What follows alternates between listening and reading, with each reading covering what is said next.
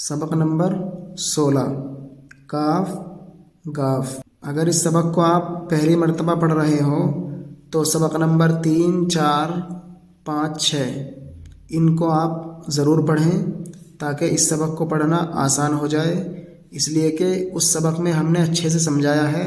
کہ ایک سے زیادہ حرف کو جب ملا کر پڑھیں گے تو اس کے لیے کس چیز کی ضرورت ہوتی ہے،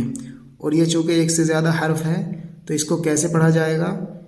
اس کو جوڑنے کے لیے کیا آئے گا، ہم نے اس سبق میں اچھے سے سمجھایا ہے، اس لیے اس سبق کو ضرور پڑھا جائے۔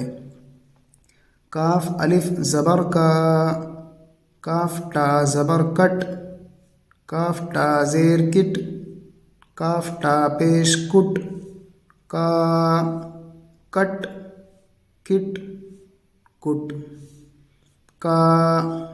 کٹ کٹ کٹ، کح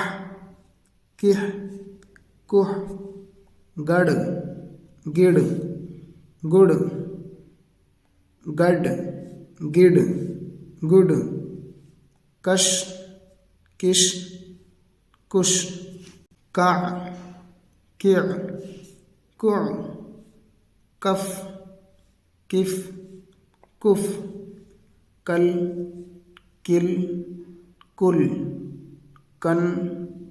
کن کن، گہ گہ